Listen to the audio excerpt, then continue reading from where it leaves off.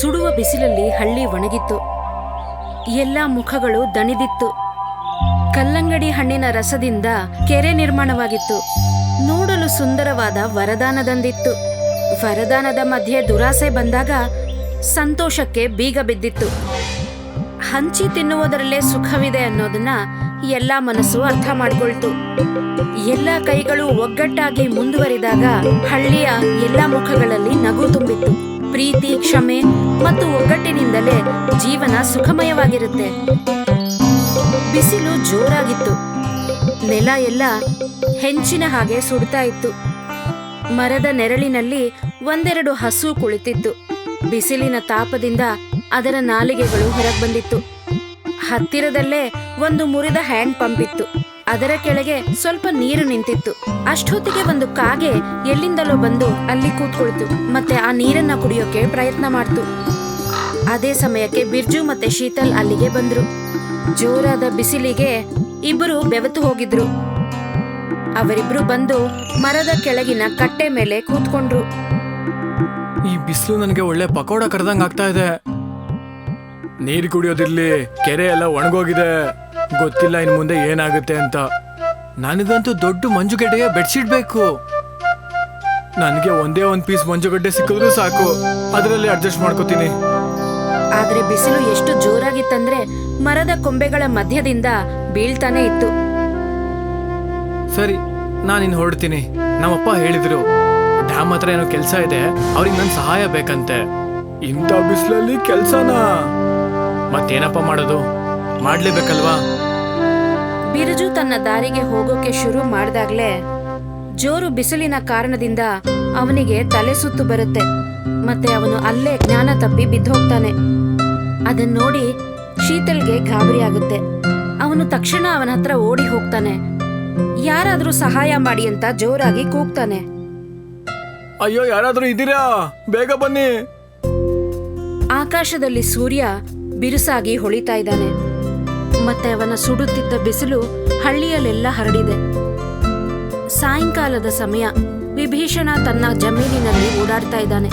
ಅವನ ಕರ್ಬೂಜದ ಜಮೀನು ಕೆರೆಯ ಹತ್ತಿರನೇ ಇದೆ. ಒಂದು ಕಾಲದಲ್ಲಿ ಆ ಕೆರೆ ಬಿರ್ಜು ತಂದೆಯದಾಗಿತ್ತು. ಅವನು ಜಮೀನಲ್ಲೆಲ್ಲ ಓಡಾಡ್ತಾ ಬೆಳೆಯನ್ನ ನೋಡ್ತಾನೆ. ಎಲ್ಲ ಕಲ್ಲಂಗಡಿ ಹಣ್ಣುಗಳು ಫ್ರೆಶ್ ಆಗಿತ್ತು ಮತ್ತೆ ಹಣ್ಣಾಗೋದಕ್ಕೆ ತಯಾರಾಗಿತ್ತು. ಆದ್ರೆ ಹತ್ರದಲ್ಲೇ ಇದ್ದ ಕೆರೆಯ ಮೇಲೆ ಅವನ ದೃಷ್ಟಿ ಹರಿದಾಗ ಅವನ ಮುಖದಲ್ಲಿ ಸ್ವಲ್ಪ ಬೇಜಾರು ಕಾಣಿಸುತ್ತೆ. ಅವನು ಜಮೀನಿನಲ್ಲೇ ಕೂತು ನೀರಿಗೆ ಏನ್ ಮಾಡೋದು ಅಂತ ಯೋಚನೆ ಮಾಡ್ತಾನೆ. ಅಷ್ಟೊತ್ತಿಗೆ ಅಲ್ಲಿ ಬಿರ್ಜು ಅವರ ತಂದೆ ಲಕ್ಷ್ಮಣ್ ಬರ್ತಾನೆ. ಏನಾಯ್ತಪ್ಪ ವಿಭೀಷಣ, ಏನು ಯೋಚನೆ ಮಾಡ್ತಾ ಇದೀಯಾ? ಅಯ್ಯೋ, ಏನಿಲ್ಲ ಅಣ್ಣ, ನೀರು ಮತ್ತೆ ಬಿಸಿಲಿನ ಸಮಸ್ಯೆ ಬಗ್ಗೆ ಯೋಚನೆ ಮಾಡ್ತಾ ಇದ್ದೆ. ನಿಜ, ಬಿಸಿಲಂತೂ ತುಂಬಾನೇ ಸಮಸ್ಯೆ ಆಗೋಗಿದೆ. ಮತ್ ಅದ್ ಸಾಲ್ದು ಅಂತ ಈ ನೀರಿನ ಸಮಸ್ಯೆ ಕೂಡ. ಅದೇನಂದ್ರೆ ನಾನ್ ಕೇಳ್ದೆ, ಬಿರ್ಜುನ ಆರೋಗ್ಯ ಮಧ್ಯಾಹ್ನ ಹದಗೆಡ್ತಂತೆ. ಈಗ ಸರಿ ಅದ್ನಾ? ಹಾ, ಇವಾಗ ಹುಷಾರಾಗಿದ್ದಾನೆ. ನಾನು ಕೆಲ್ಸದಿಂದ ಬೇಗನೆ ಬಂದೆ. ಈಗ ಮತ್ತೆ ಕೆಲ್ಸಕ್ಕೆ ಹೊರಟೆ. ನನಗೆ ಅರ್ಥ ಆಗ್ತಿಲ್ಲ ಈ ಬಿಸಿಲು ಮತ್ತೆ ನೀರಿನ ಸಮಸ್ಯೆ ಯಾವಾಗ ಸರಿ ಹೋಗುತ್ತೆ ಅಂತ. ಇಬ್ರು ಅಲ್ಲೇ ಕೂತ್ಕೊಂಡು ಅದೇ ವಿಷಯವಾಗಿ ಯೋಚನೆ ಮಾಡ್ತಾರೆ.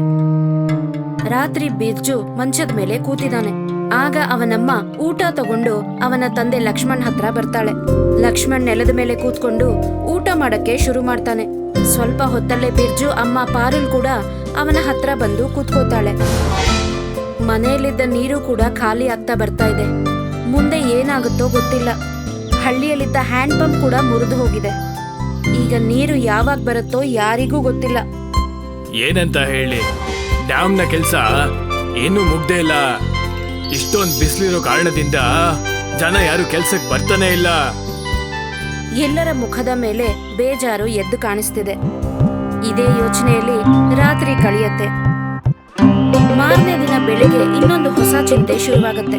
ಲಕ್ಷ್ಮಣ್ ಮತ್ತೆ ವಿಭೀಷಣ್ ಬಿರ್ಜು ಮತ್ತೆ ಶೀತಲ್ ಜೊತೆ ಪಂಚಾಯಿತಿ ಕಟ್ಟೆ ಹತ್ರ ಸೇರ್ತಾರೆ ಮತ್ತೆ ಆ ವಿಷಯದ ಬಗ್ಗೆ ಮಾತಾಡ್ತಾರೆ. ನನ್ನ ಕರ್ಬೂಜ ಇನ್ನೊಂದ್ ಸ್ವಲ್ಪ ದಿನಗಳಲ್ಲೇ ಹಣ್ಣಾಗುತ್ತೆ. ಒಂದ್ ವೇಳೆ ನಾಳೆ ಒಳಗೆ ಊರಿಗೆ ನೀರ್ ಬಂದಿಲ್ಲ ಅಂದ್ರೆ ಪೂರ್ತಿ ಫಸಲು ಹಾಳಾಗುತ್ತೆ. ನಮ್ಮ ಊರಲ್ಲಿ ಸಿಟಿ ತರ ಸ್ವಿಮ್ಮಿಂಗ್ ಪೂಲ್ ಇದ್ದಿದ್ರೆ ಚೆನ್ನಾಗಿರ್ತಿತ್ತು. ಒಂದ್ ವೇಳೆ ಹಾಗಾಗಿದ್ದಿದ್ರೆ ಜನಗಳಿಗೆ ಎಷ್ಟು ಆರಾಮಾಗಿರ್ತಿತ್ತು. ಸ್ವಿಮ್ಮಿಂಗ್ ಪೂಲ್ ಅದು ಊರ್ನಲ್ಲಿ ಅದೇಗೆ? ಕೆರೆ ಇದೆಯಲ್ಲಪ್ಪ, ಆದ್ರೆ ಇಂಥ ಬಿಸಿಲಿನ ಕಾರಣದಿಂದ ಅದು ಕೂಡ ಒಣಗೋಗಿದೆ. ಬಿಸಿಲಿನ ಕಾರಣದಿಂದಾಗಿ ಎಲ್ಲೂ ಕೂಡ ನೀರೇ ಸಿಗ್ತಾ ಇಲ್ಲ. ಏನ್ ಮಾಡೋದ್ ನಾವು? ಸರಿ ಕಣ್ರಪ್ಪ, ನಾನು ಹೊರಡ್ತೀನಿ. ಡ್ಯಾಮ್ ಹತ್ರ ಕೆಲ್ಸ ಇದೆ. ಎಷ್ಟು ಬೇಗ ಆ ಕೆಲ್ಸ ಮುಗಿಯುತ್ತೋ ಅಷ್ಟೇ ಬೇಗ ನಮ್ಮ ಶ್ರಮಕ್ಕೆ ಪರಿಹಾರ ಸಿಗುತ್ತೆ. ಎಲ್ಲರೂ ಹೌದು ಅಂತ ತಲೆ ಆಡಿಸ್ತಾರೆ. ಆಮೇಲೆ ಲಕ್ಷ್ಮಣ್ ಅಲ್ಲಿಂದ ಹೊರಟೋಗ್ತಾನೆ. ಲಕ್ಷ್ಮಣ್ ಡ್ಯಾಮ್ ಹತ್ರ ಬರ್ತಾನೆ. ಅಲ್ಲಿನ ಪರಿಸ್ಥಿತಿನ ಗಮನ ಇಟ್ಟು ನೋಡ್ತಾನೆ. ಡ್ಯಾಮ್ನ ಪರಿಸ್ಥಿತಿ ಮೊದಲಿಗಿಂತ ಕೆಟ್ಟದಾಗಿರುತ್ತೆ. ಅವನು ಇನ್ನೂ ಚೆನ್ನಾಗಿ ಗಮನಿಸಿ ನೋಡ್ತಾನೆ. ಈ ಡ್ಯಾಮ್ನಲ್ಲಿ ಏನಾದ್ರೂ ಬಿರುಕು ಬಿಟ್ಟಿಲ್ಲ ತಾನೆ? ಆಗ ಅವನು ತನ್ನ ಜೊತೆ ಕೆಲಸ ಮಾಡ್ತಿದ್ದ ಕೆಲಸಗಾರನ್ನ ಹುಡುಕ್ತಾನೆ. ಮತ್ತೆ ಸ್ವಲ್ಪ ಹೊತ್ತಲ್ಲೇ ಅವನು ಅಲ್ಲಿಗೆ ಬರ್ತಾನೆ. ಅರೆ ಸರ್, ನೀವ್ ಬಂದ್ಬಿಟ್ರಾ? ಹಾ, ಇದೇನಿದು? ಡ್ಯಾಮ್ ನ ಲೀಕೇಜು ಇನ್ನೂ ತುಂಬಾ ದೊಡ್ಡದಾಗಿದೆ. ಈಗೇನ್ ಮಾಡೋದು? ನಾನು ಇಂಜಿನಿಯರ್ ಹತ್ರ ಮಾತಾಡ್ದೆ ಸರ್. ಸಂಜೆ ಅಷ್ಟರಲ್ಲಿ ಬೇಕಾಗಿರೋ ಐಟಮ್ಸ್ ಎಲ್ಲ ಬಂದ್ಬಿಡುತ್ತಂತೆ. ಬಂದ್ಮೇಲೆ ಸರಿ ಮಾಡೋಣ. ಲಕ್ಷ್ಮಣ್ ಸರಿ ಅಂತ ತಲೆ ಆಡಿಸ್ತಾನೆ. ಅವನ ದೃಷ್ಟಿ ಆ ಡ್ಯಾಮ್ ನಲ್ಲಿದ್ದ ರಸ್ಟ್ ಹಿಡಿದ ಬೀಗದ ಮೇಲೆ ಬೀಳುತ್ತೆ. ಅಲ್ಲಿಂದ ನಿಧಾನವಾಗಿ ನೀರು ಲೀಕ್ ಆಗ್ತಿದೆ. ಅವತ್ತು ರಾತ್ರಿ ಡ್ಯಾಮ್ ನ ತುಕ್ಕು ಹಿಡಿದ ಬೀಗ ಸಡನ್ ಆಗಿ ಮುರಿದು ಹೋಗುತ್ತೆ. ಮತ್ತೆ ಡ್ಯಾಮ್ ನ ನೀರು ಕೆಳಗಿನ ಕಡೆ ಹರಿಯಕ್ಕೆ ಶುರು ಆಗುತ್ತೆ. ಡ್ಯಾಮ್ ನಲ್ಲಿದ್ದ ನೀರು ಜೋರಾಗಿ ಹರಿತಾ ನದಿಗೆ ಸೇರುತ್ತೆ. ನಂತರ ನೇರವಾಗಿ ವಿಭೀಷಣನ ಜಮೀನಿಗೆ ಬರುತ್ತೆ. ನೀರಿನ ಜೋರಾದ ಹರಿವಿನಲ್ಲಿ ಜಮೀನಿನಲ್ಲಿದ್ದ ಎಲ್ಲ ಹಣ್ಣಾದ ಕಲ್ಲಂಗಡಿಗಳು ನೀರಲ್ಲಿ ಹರಿದು ಹತ್ತಿರದ ಕೆರೆ ತಲುಪಿ ಬಿಡುತ್ತೆ. ನೀರಿನ ಜೋರಾದ ಹೊಡೆತಕ್ಕೆ ಸಿಕ್ಕು ಎಷ್ಟೋ ಕಲ್ಲಂಗಡಿಗಳು ಹೋಳಾಗಿರುತ್ತೆ. ಮತ್ತದರ ರಸ ಕೆರೆಯ ನೀರಿನಲ್ಲಿ ಬೆರೆತುಕೊಳ್ಳುತ್ತೆ. ಅವತ್ತು ರಾತ್ರಿ ತುಂಬಾ ಕತ್ತಲಿರುತ್ತೆ. ಹಾಗಾಗಿ ಯಾರಿಗೂ ಇದರ ಬಗ್ಗೆ ಗೊತ್ತಾಗೋದಿಲ್ಲ. ಮಾರನೇ ದಿನ ಬೆಳಗ್ಗೆ ಜನರೆಲ್ಲ ಕೆರೆಯ ಹತ್ತಿರ ಬರ್ತಾರೆ. ಅವರ ಜೊತೆ ಲಕ್ಷ್ಮಣ್, ವಿಭೂಷಣ್, ಬಿರ್ಜು, ಪಾರುಲ್, ಶೀತಲ್ ಕೂಡ ಇರ್ತಾರೆ. ಎಲ್ಲರೂ ಆಶ್ಚರ್ಯದಿಂದ ಕೆರೆಯ ಕಡೆ ನೋಡ್ತಾರೆ. ಕೆರೆಯ ನೀರು ಕೆಂಪು ಬಣ್ಣಕ್ಕೆ ತಿರುಗಿರುತ್ತೆ.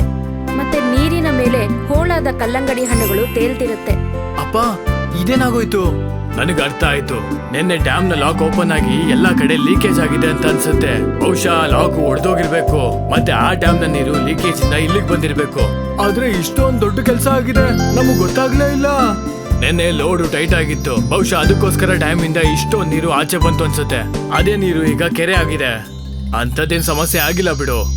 ಸದ್ಯ ದೇವರ ದಯದಿಂದ ಯಾವುದೇ ದೊಡ್ಡ ಅನಾಹುತ ಆಗಿಲ್ಲ. ಅಯ್ಯೋ, ಸಮಸ್ಯೆ ನಿಮ್ಗಂತೂ ಆಗಿಲ್ಲ ಬಿಡಿ. ಸಮಸ್ಯೆ ಆಗಿರೋದು ನನಗೆ. ನನ್ನ ಫಸಲೆಲ್ಲ ಹಾಳಾಗೋಯ್ತಲ್ಲ. ಈ ನೀರ್ನ ನಾವು ಬಳಸಕ್ ಕೂಡ ಆಗಲ್ಲ. ಆಗ ಬಿರ್ಜು ಮನಸ್ಸಿಗೆ ಒಂದು ಉಪಾಯ ಹೊಳೆಯುತ್ತೆ.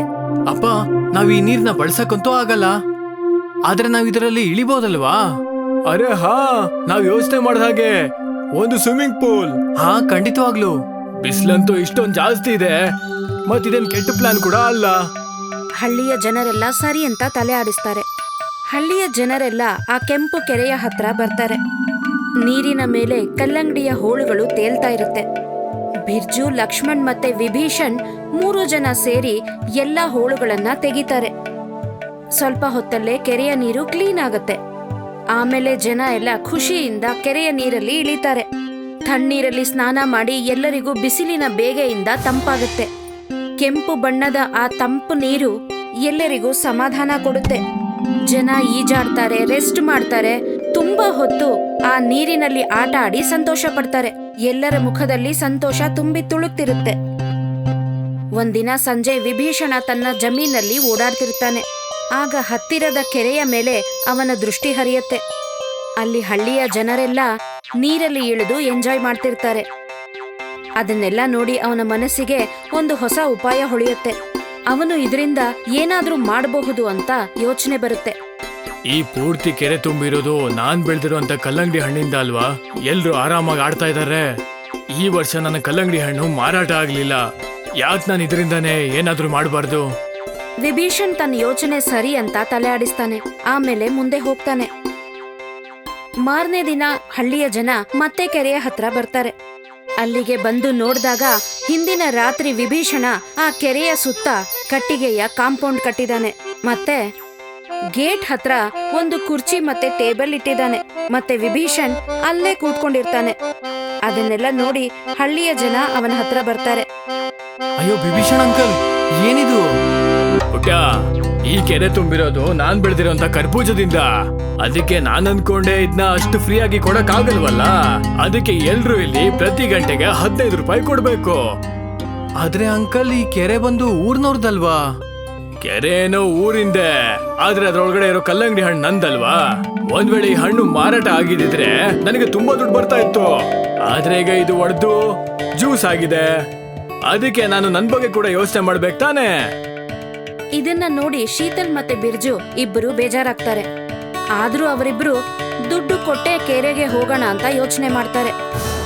ಹಳ್ಳಿಯ ಜನ ಒಬ್ಬೊಬ್ಬರಾಗೆ ದುಡ್ಡು ಕೊಡ್ತಾರೆ. ಆಮೇಲೆ ಕೆರೆಯ ಕಡೆಗೆ ಹೋಗ್ತಾರೆ. ನೀರಲ್ಲಿ ಇಳಿದು ಬಿಸಿಲಿನ ಬೇಗೆಗೆ ಸ್ವಲ್ಪನೋ ತಂಪಾಗುತ್ತೆ. ಆದ್ರೆ ತಮ್ಮ ಊರಿನ ಕೆರೆಗೆ ದುಡ್ಡು ಕೊಟ್ಟು ಹೋಗೋದು ಅವರಿಗೆ ಇಷ್ಟ ಆಗಲ್ಲ. ಅಲ್ಲಿ ವಿಭೀಷಣ ಹತ್ತಿರದಲ್ಲೇ ಕೂತು ಹಳ್ಳಿಯವರೆಲ್ಲ ಕೊಟ್ಟಿದ್ದ ದುಡ್ಡನ್ನ ಎಣಿಸ್ತಾ ಇರ್ತಾನೆ. ನಿಧಾನವಾಗಿ ಅಲ್ಲಿಗೆ ಬರುವ ಜನರ ಸಂಖ್ಯೆ ಕಡಿಮೆ ಆಗುತ್ತೆ. ಸ್ವಲ್ಪ ದಿನ ಕಳೆಯುತ್ತಿದ್ದಾಗೆ ಯಾರೂ ಬರೋದೇ ಇಲ್ಲ. ಈಗ ವಿಭೀಷಣ್ ಒಬ್ನೇ ಕೂತ್ಕೊಂಡು ಜನಗಳನ್ನ ಕಾಯ್ತಾ ಇರ್ತಾನೆ. ಆದ್ರೆ ಅಲ್ಲಿ ಬರೋ ಅಂಥವ್ರು ಯಾರೂ ಉಳಿದಿರಲ್ಲ. ಸ್ವಲ್ಪ ದಿನ ಆದ್ಮೇಲೆ ಲಖನ್, ಶೀತಲ್ ಮತ್ತೆ ಬಿರ್ಜು ಪಂಚಾಯ್ತಿ ಕಟ್ಟೆಯಲ್ಲಿ ಕೂತು ಮಾತಾಡ್ತಾ ಇರ್ತಾರೆ. ಆಗ ಅಲ್ಲಿಗೆ ವಿಭೀಷಣ ಬರ್ತಾನೆ. ಅರೇ, ಹೇಗಿದ್ಯಪ್ಪ ವಿಭೀಷಣ? ಚೆನ್ನಾಗಿ ದುಡ್ಡು ಮಾಡ್ಕೊಂಡ್ಯಾ?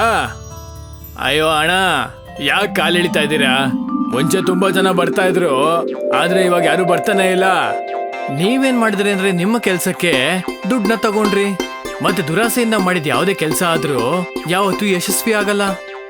ಅಯ್ಯೋ, ಇದ್ರಲ್ಲಿ ದುರಾಸೆ ಎಂತದಪ್ಪ? ನಾನ್ ಮಾಡ್ಬೇಕಾಗಿರೋ ಕಲ್ಲಂಗಡಿ ಹಣ್ಣ ದುಡ್ಡನ್ನ ವಾಪಸ್ ತಗೋತಾ ಇದ್ದೆ. ಅಂಕಲ್, ಬಿಸಿಲಿನ ಕಾರಣದಿಂದಾಗಿ ಊರಲ್ಲಿ ತುಂಬಾ ಜನಕ್ಕೆ ನಷ್ಟ ಆಗಿದೆ. ಆದ್ರೆ ಇದರ ಅರ್ಥ ಹೀಗಲ್ಲ, ನೀವು ಅವ್ರ ಕಷ್ಟನ ಬಳಸ್ಕೊಂಡು ದುಡ್ಡು ಮಾಡ್ಬೇಕು ಅನ್ಕೊಂಡ್ರಲ್ಲ. ನಿಮ್ಮ ಹೊಲದಿಂದ ಕಲ್ಲಂಗಡಿ ಹಣ್ಣು ಹೋಯ್ತು. ಇದೆಲ್ಲ ಆಗಿದ್ದು ಒಂದು ಆಕಸ್ಮಿಕ ಅಷ್ಟೇ. ನೀವು ಇದನ್ನ ಪೂರ್ತಿ ಮನ್ಸಿಂದ ಊರ್ನವ್ರಿಗೆಲ್ಲ ಹಂಚ್ಬೇಕಾಗಿತ್ತು. ಬಹುಶಃ ನೀನ್ ಸರಿಯಾಗಿ ಹೇಳ್ತಿದ್ಯಾ ಅನ್ಸುತ್ತೆ. ನಾನು ಆಸೆ ಪಟ್ಬಿಟ್ಟು ಊರ್ನವ್ರಿಗೆಲ್ಲ ತೊಂದರೆ ಕೊಟ್ಬಿಟ್ಟೆ. ಆದ್ರೆ ನನ್ನ ಈ ತಪ್ಪನ್ನ ನಾನು ಹೇಗಂತ ಸರಿ ಮಾಡ್ಕೊಳ್ಳಿ? ಮುಂದೆ ಬರುವಂತ ದಿನಗಳಲ್ಲಿ ಊರಲ್ಲಿ ಮೇಳ ನಡೆಯುತ್ತೆ. ನೀವ್ ಯಾಕೆ ಈ ಸಲ ಆ ಮೇಳದ ಆಯೋಜನೆ ಮಾಡಬಾರ್ದು? ಅರೆ ವಾ, ಇದಂತೂ ತುಂಬಾ ಒಳ್ಳೆ ಉಪಾಯ. ನಾನ್ ಯಾವ ದುಡ್ಡನ್ನ ಕೆರೆಯಿಂದ ಸಂಪಾದನೆ ಮಾಡಿದ್ನೋ ಅದೇ ದುಡ್ಡನ್ನ ಉಪಯೋಗಿಸ್ಕೊಂಡು ಈ ಮೇಳನ ನಾನು ಆಯೋಜನೆ ಮಾಡಿಸ್ತೀನಿ. ಸರಿ, ನಾವು ಕೂಡ ನಿಮ್ಗೆ ಇದರಲ್ಲಿ ಸಹಾಯ ಮಾಡ್ತೀವಿ. ಎಲ್ಲರೂ ಸರಿ ಅಂತ ತಲೆ ಆಡಿಸ್ತಾರೆ. ಆಕಾಶದಲ್ಲಿ ಸೂರ್ಯ ಜೋರಾಗಿ ಉರಿತಾ ಇದ್ದಾನೆ. ಸ್ವಲ್ಪ ದಿನ ಆದ್ಮೇಲೆ ಕೆರೆಯ ಹತ್ತಿರ ಜಾತ್ರೆ ಶುರುವಾಗುತ್ತೆ. ಎಲ್ಲಾ ಕಡೆ ರಂಗುರಂಗಾಗಿ ಸಜ್ಜುಗೊಳಿಸಿರ್ತಾರೆ. ಕೆರೆಯ ಹತ್ತಿರ ಎಷ್ಟೊಂದು ಅಂಗಡಿಗಳು ಮತ್ತೆ ಊಟ ತಿಂಡಿ ಸ್ಟಾಲ್ಗಳನ್ನು ಹಾಕಿರ್ತಾರೆ. ಹಳ್ಳಿಯ ಜನ ಎಲ್ಲ ಅಲ್ಲಿಗೆ ಬಂದು ಜಾತ್ರೆಯಲ್ಲಿ ಎಂಜಾಯ್ ಮಾಡ್ತಿರ್ತಾರೆ. ಜನ ಅಂಗಡಿಗಳ ಹತ್ರ ಓಡಾಡ್ತಾ ಇರ್ತಾರೆ, ಮಾತಾಡ್ತಾ ಇರ್ತಾರೆ. ಆದ್ರೆ ಯಾರು ಕೂಡ ಕೆರೆಯ ಹತ್ರ ಹೋಗೋದಕ್ಕೆ ಪ್ರಯತ್ನನೂ ಮಾಡಲ್ಲ. ಆಗ ವಿಭೀಷಣ್ ಅಲ್ಲಿಗೆ ಬರ್ತಾನೆ. ಅವನು ಮುಂದೆ ಬಂದು ಎಲ್ಲರ ಮುಂದೆ ನಿಂತ್ಕೋತಾನೆ. ನನ್ನ ಪ್ರೀತಿಯ ಊರಿನವ್ರೆ, ಅಲ್ಲಿದ್ದವರೆಲ್ಲ ಅವನ ಮಾತು ಕೇಳಿಸ್ಕೋತಾರೆ. ಸ್ವಲ್ಪ ಹಿಂಜರಿಕೆಯಿಂದಾನೆ ಅವನ ಹತ್ರ ಬಂದು ಅವನ ಮಾತನ್ನ ಕೇಳ್ತಾರೆ. ನಾನು ನಿಮ್ಮೆಲ್ಲರ ಹತ್ರ ಕ್ಷಮೆ ಕೇಳಕ್ ಇಷ್ಟಪಡ್ತೀನಿ. ನಾನು ನನ್ನ ದುರಾಸೆಯಿಂದ ಈ ಊರ್ನವ್ರ ಹತ್ರ ಎಲ್ಲ ತುಂಬಾನೇ ದುಡ್ಡು ವಸೂಲಿ ಮಾಡ್ಬಿಟ್ಟೆ. ನಾನ್ ಮರ್ತೋಗಿದ್ದೆ ಈ ಕೆರೆ, ಈ ನೀರು ಮತ್ತೆ ಈ ಊರು ನಮ್ಮೆಲ್ರಿಗೂ ಸೇರಿದ್ದು. ಇದನ್ನ ನಾವು ಕಿತ್ಕೋಬಾರ್ದು, ಬದ್ಲಿಗೆ ಎಲ್ರೂ ಹಂಚ್ಕೋಬೇಕು. ಅದಕ್ಕೆ ಇವತ್ತು ನಾನೇನ್ ಹೇಳಕ್ ಇಷ್ಟಪಡ್ತೀನಿ ಅಂದ್ರೆ, ಮುಂಚಿನ ಹಾಗೇನೆ ಈ ಕೆರೆ ನಿಮ್ಮೆಲ್ಲರಿಗೂ ಕೂಡ ಫ್ರೀ ಆಗಿರುತ್ತೆ. ಮತ್ತೆ ಇನ್ ಮುಂದೆ ಇಲ್ಲಿಗೆ ಬರೋದಕ್ಕೆ ನೀವು ಯಾವುದೇ ರೀತಿ ದುಡ್ಡು ಕೊಡುವಂತ ಅವಶ್ಯಕತೆ ಇರೋದಿಲ್ಲ. ಹಳ್ಳಿಯವರೆಲ್ಲ ಇದ್ರ ಬಗ್ಗೆ ಅವರವರೇ ಮಾತಾಡ್ಕೋತಾರೆ. ಸ್ವಲ್ಪ ಹೊತ್ತಲ್ಲೇ ಬಿರ್ಜು ಮತ್ತೆ ಶೀತಲ್ ಮುಂದೆ ಬಂದು ನಿಂತ್ಕೋತಾರೆ. ಅಂದ್ರೆ ಅಂಕಲ್, ಇನ್ ಮುಂದೆ ಯಾರ ಹತ್ರ ದುಡ್ಡು ತಗೊಳ್ಳಲ್ಲ, ಹಾಗೆ ಎಲ್ರು ಕೂಡ ಮಜಾ ಮಾಡ್ಬೋದು. ಹಾ, ಖಂಡಿತವಾಗ್ಲು. ಅದೇನಂದ್ರೆ, ನನಗೂ ಕೂಡ ಸ್ವಲ್ಪ ಹೊತ್ತಿಗೂ ಮುಂಚೆ ಸಿಟಿಯಿಂದ ಒಂದು ಫೋನ್ ಬಂದಿತ್ತು. ನಮ್ಮ ಊರ್ನ ಡ್ಯಾಮ್ ಆದಷ್ಟು ಬೇಗ ಸರಿ ಹೋಗುತ್ತಂತೆ, ಮತ್ತೆ ಆದಷ್ಟು ಬೇಗ ನೀರಿನ ಸಮಸ್ಯೆ ಕೂಡ ಪರಿಹಾರ ಆಗುತ್ತಂತೆ. ಏನು ನಿಜಾನಾ? ಹಾ. ಜನರೆಲ್ಲ ಸರಿ ಅಂತ ತಲೆ ಆಡಿಸ್ತಾರೆ. ನಿಧಾನವಾಗಿ ಎಲ್ಲರೂ ಮತ್ತೆ ಆ ಕೆರೆಯ ಕಡೆ ಹೋಗ್ತಾರೆ. ತುಂಬಾ ಖುಷಿ ಪಡ್ತಾರೆ. ಮತ್ತೆ ಹಳ್ಳಿಯ ಜನರೆಲ್ಲ ನೀರಲ್ಲಿ ಇಳಿದು ಬಿಸಿಲಿನ ಬೇಗೆಯಿಂದ ತಂಪಾಗ್ತಾರೆ. ಮತ್ತೆ ಎಲ್ಲರೂ ಸೇರಿ ನಗ್ನಗ್ತಾ ಮಾತಾಡ್ತಾ ತಮ್ಮ ಸಮಯ ಕಳೀತಾರೆ. ಆ ಕಡೆ ಲಕ್ಷ್ಮಣ್ ತನ್ನ ಕೆಲಸದವನನ್ನ ಕರ್ಕೊಂಡು ಹೋಗಿ ಡ್ಯಾಮ್ ರೆಡಿ ಮಾಡಿಸೋದ್ರಲ್ಲಿ ಬ್ಯುಸಿ ಆಗ್ತಾನೆ. ಸ್ವಲ್ಪ ಹೊತ್ತಲ್ಲೇ ಡ್ಯಾಮ್ ಸರಿ ಹೋಗುತ್ತೆ. ಮತ್ತೆ ನೀರು ಮೊದಲಿನ ಥರಾನೇ ಹರಿಯಕ್ಕೆ ಶುರುವಾಗುತ್ತೆ. ಅದರ ಜೊತೆಗೆ ಹಳ್ಳಿಯಲ್ಲಿ ಸಂತೋಷ ಮತ್ತೆ ಬರುತ್ತೆ. ಎಲ್ಲರೂ ಒಟ್ಟಾಗಿ ಮತ್ತೆ ಸಮಾಧಾನದಿಂದ ಇರ್ತಾರೆ. ಇಲ್ಲಿಗೆ ಈ ಕಥೆನೂ ಮುಗಿಯುತ್ತೆ.